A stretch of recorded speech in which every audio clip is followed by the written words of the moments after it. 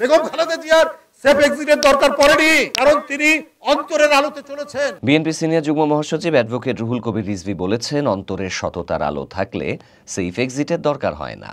সাবেক প্রধানমন্ত্রী বেগম খালেদা জিয়ারও সেফ এক্সিটের দরকার পড়েনি, কারণ তিনি অন্তরের আলোতে আলোকিত। নীলফামারীর কিশোরগঞ্জ উপজেলার বাহাগিলি ইউনিয়নের পাগলাটারি গ্রামে দুপুরে সাংবাদিকদের সাথে আলাপকালে তিনি এসব কথা বলেন। বেগম খালেদা জিয়ার সেফ এক্সিটের দরকার পড়েনি, কারণ তিনি অন্তরের আলোতে চলেছেন। রুহুল কবির রিজভী বলেন, বেগম খালেদা জিয়ার বিরুদ্ধে অসংখ্য মিথ্যা মামলা হয়েছে, নানা অভিযোগ আনা হয়েছে, কিন্তু তিনি দেশের মাটিতেই থাকতে চেয়েছেন। তিনি কখনোই সেফ এক্সিট চাননি। তার বিরুদ্ধে অনেক মিথ্যা মামলা অভিযোগ করা হয়েছে, কিন্তু এই দেশের মৃত্তিকা, মাটি, এর আলো, জল, বাতাস, পানি, বায়ু, এর মধ্যেই তিনি থাকতে চেয়েছেন। তিনি আরো বলেন, আমরা নতুন চিন্তা ও নতুন স্বপ্ন নিয়ে জনগণের কাছে যাচ্ছি। বিএনপির ভারপ্রাপ্ত চেয়ারম্যানের ভিশনেই আমাদের ভবিষ্যৎ রাজনীতি এগোবে। জনগণই শেষ পর্যন্ত বিচার করবে। বিএনপির এই সিনিয়র যুগ্ম মহাসচিব বলেন, দেশের আইন শৃঙ্খলা পরিস্থিতি সহ নানা সমালোচনা করছে, তবে উপদেষ্টারা সেটিকে উন্নত করার চেষ্টা করছেন।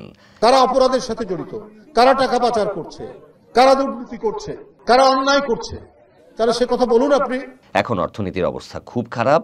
কর জিডিপি অনুপাত কমছে, কর্মসংস্থান হচ্ছে না, শিল্প কারখানা বন্ধ হচ্ছে। শেখ হাসিনা সরকারের সময় নানা প্রকল্পের আড়ালে হাজার কোটি টাকা বিদেশে পাচার হয়েছে। তিনি বলেন, আমরা 31 দফা কর্মসূচি দিয়েছি, যেখানে দেশের ভবিষ্যতের করণীয় তুলে ধরা হয়েছে।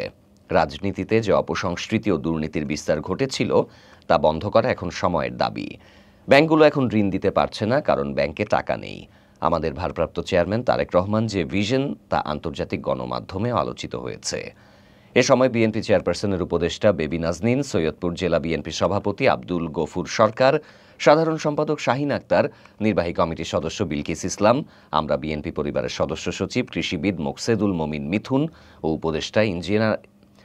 উপদেষ্টা ইঞ্জিনিয়ার আশরাফ উদ্দিন বকুল সহ দলীয় নেতাকর্মীরা উপস্থিত ছিলেন।